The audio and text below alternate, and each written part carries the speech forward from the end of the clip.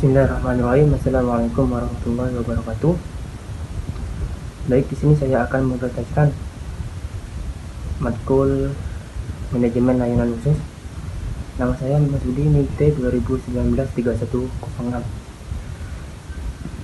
Baik, di sini saya akan menjelaskan tentang pengertian UKS. Apa itu UKS gitu? UKS ini yang berbasis sekolah merupakan salah satunya layanan khusus di sekolah yang memberi keleluasan secara mandiri kepada sekolah untuk mengelola UKS. Untuk mengelola UKS sendiri, ada yang menyebutkan dengan mengikut sertakan pihak-pihak yang terkait dengan UKS dalam pengambilan keputusan nantinya gitu.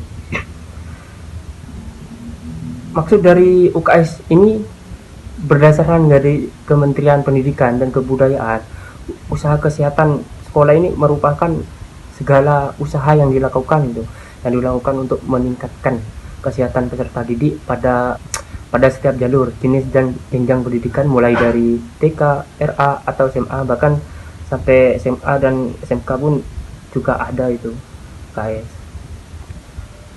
Pengertian dari UKS ini merupakan bentuk dari usaha kesehatan pokok yang menjadi tugas puskesmas yang diajukan kepada sekolah-sekolah dengan anak beserta lingkungan hidupnya gitu, kayak peserta didik misalnya.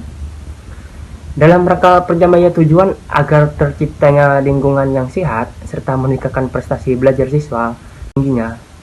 Nah, sedangkan menurut keputusan menurut Menteri Kesehatan nomor 828 Menkes SK 5/2008 tentang petunjuk teknis standar layanan minimal bidang dengan kesehatan di kabupaten atau kota. Layanan kesehatan atau yang disebut UKS ini merupakan sebuah klinik yang didirikan sebagai bagian dari universitas dan sekolah-sekolah gitu, yang berdiri sendiri, yang menentukan diagnosanya pengobatan fisik dan penyakit jiwa yang dibiayai oleh khusus dari semua siswa gitu. Kayak misal contohnya ada yang sakit gitu. Dan selain itu, layanan kesehatan ini juga dapat diartikan sebagai usaha sekolah gitu dalam rangka membantu atau mungkin bersifat sementara murid-muridnya yang mengalami persoalan yang berkaitan dengan kesehatan gitu. Kayak misal sakit pas waktu jam belajar gitu. Dalam Undang-Undang Nomor 23 Pasal 45 tentang UKS ini ditegaskan bahwa kesehatan sekolahnya.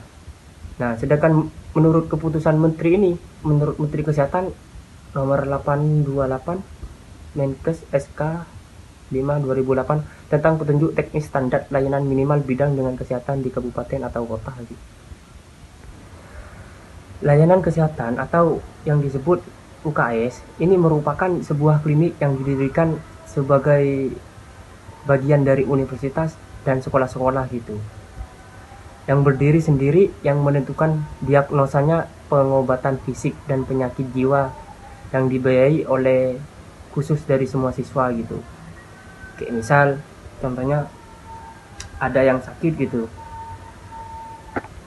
Dan selain itu, layanan kesehatan ini juga dapat diartikan sebagai usaha sekolah gitu dalam rangka membantu atau mungkin bersifat sementara murid-muridnya yang mengalami persoalan yang berkaitan dengan kesehatan gitu. Kayak misal sakit pas waktu jam belajar gitu.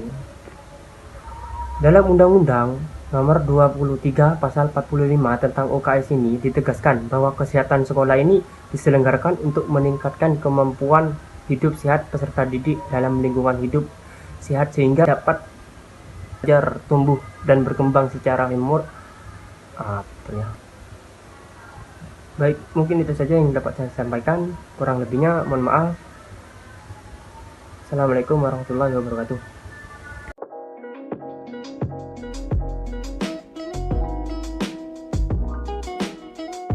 Assalamualaikum warahmatullahi wabarakatuh. Perkenalkan, nama saya Zulfa Istimorohalik, NIM T 2019-3101 dari Prodi Manajemen Pendidikan Islam, akan sedikit menjelaskan tentang program-program usaha kesehatan sekolah. Meliputi sasaran program usaha kesehatan sekolah, pembinaan usaha kesehatan sekolah, prinsip-prinsip usaha kesehatan sekolah, dan kegiatan-kegiatan usaha kesehatan sekolah.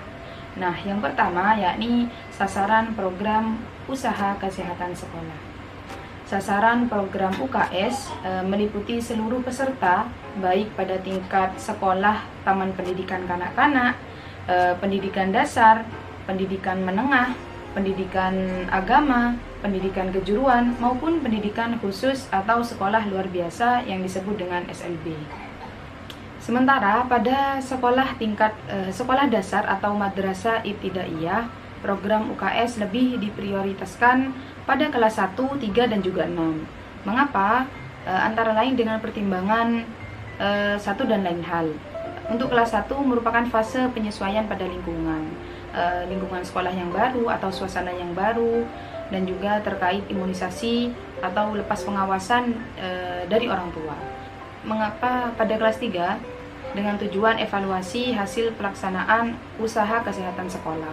Sementara pada kelas 6 sebagai persiapan kesehatan pada peserta didik ke jenjang pendidikan selanjutnya seperti sekolah menengah pertama. Nah, yang kedua yakni pembinaan usaha kesehatan sekolah atau yang disebut pembinaan UKS. Pembinaan usaha kesehatan sekolah, pembinaan program UKS ini pada tingkat kabupaten ataupun kecamatan dibentuk dengan membentuk tim pembina usaha kesehatan sekolah atau yang disebut dengan TPUKS. Beberapa kegiatan TPUKS seperti yang pertama pembinaan sarana keteladanan gizi, terus pembinaan secara keteladanan lingkungan seperti pemeliharaan WC umum, pengolahan tempat sampah dan kamar mandi, kebersihan kantin sekolah, ruang UKS dan ruang kelas, atau usaha mencegah adanya dampak penyakit yang lebih banyak. Yang ketiga, pembinaan personal untuk peserta didik dengan memeriksakan rutin kebersihan kuku, telinga, gigi, rambut, serta dengan mengajarkan cara gosok gigi yang benar. Nah, yang keempat, pengembangan kemampuan peserta didik untuk berperan aktif dalam pelayanan kesehatan antara lain bentuk kader kesehatan sekolah dan dokter kecil. Nomor 5, penjaringan kesehatan peserta didik baru. Yang keenam, pemeriksaan kesehatan secara periode atau bertahap. Yang ketujuh, imunisasi atau pengawasan air usaha P3K di sekolah. Dan yang ke-8, rujukan medis penanganan kasus anemia. Yang ke-9, forum komunikasi terpadu dan pencatatan atau pelaporan. Nah, yang selanjutnya yakni prinsip-prinsip pengelolaan UKS. Prinsip-prinsip pengelolaan UKS mengikut sertakan peran serta masyarakat sekolah, antara lain meliputi guru, peserta didik, karyawan sekolah, komite sekolah, atau orang tua murid. Nah, yang kedua, kegiatan yang terintegrasi dengan pelayanan kesehatan menyeluruh yang menyangkut segala upaya kesehatan pokok seperti puskesmas sebagai satu kesatuan yang utuh dalam rangka meningkatkan derajat kesehatan peserta didik atau keamanan peserta didik di lingkungan sekolah. Nah, yang ketiga, melaksanakan rujukan dengan mengatasi masalah-masalah kesehatan yang tak dapat diatasi di sekolah dan lebih memberikan fasilitas kesehatan seperti puskesmas atau merujuk kepada rumah sakit. Kolaborasi tim dengan melibatkan kerjasama lintas sektoral atau dalam sekolah dengan pembagian tugas pokok dan fungsi-fungsi UKS yang jelas. Nah, selanjutnya yakni apa saja sih kegiatan-kegiatan UKS pada sekolah? UKS memiliki beberapa kegiatan penting. Kegiatan UKS ini tidak lain ialah untuk melakukan beberapa pemeriksaan kesehatan pada siswa. Di antaranya kesehatan gigi, mulut, mata, telinga, rambut. Adapun kegiatan lainnya seperti pemeriksaan perkembangan kecerdasan siswa, pemberian suntikan imunisasi pada siswa, kasus-kasus dini yang dialami oleh siswa dan penanganannya, penyembuhan dan pengobatan yang sederhana dilakukan oleh tenaga kesehatan, dan yang terakhir, rujukan dan penanganan pertama pada siswa. Jadi, sekian dari saya penjelasan tentang UKS, tentang sasaran, kegiatan, prinsip, dan pembinaan. Semoga bermanfaat. Sampai jumpa di video selanjutnya. Assalamualaikum warahmatullahi wabarakatuh.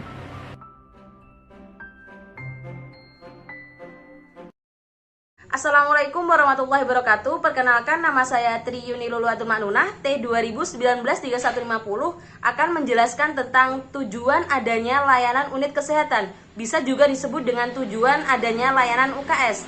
Mungkin menurut teman-teman, tujuan adanya layanan UKS ini adalah untuk mengantisipasi atau menangani siswa yang sakit mendadak.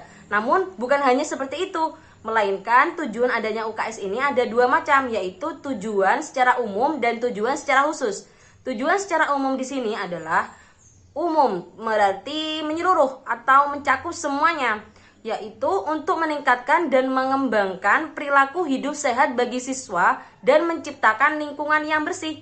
Contoh, membuang sampah pada tempatnya. Secara tidak langsung, membuang sampah pada tempatnya ini mendidik siswa untuk melakukan hal-hal yang baik dan menjaga lingkungan sekolahnya agar tetap bersih dan sehat.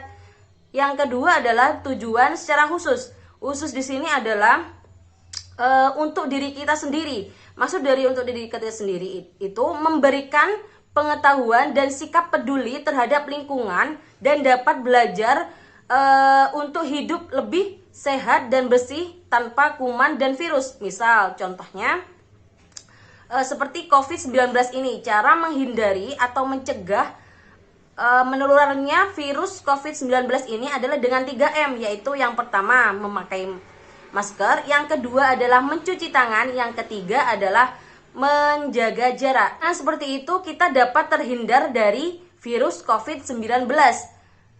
Mungkin hanya itu yang bisa saya sampaikan, kurang lebihnya mohon maaf. Saya akhiri, wassalamualaikum warahmatullahi wabarakatuh.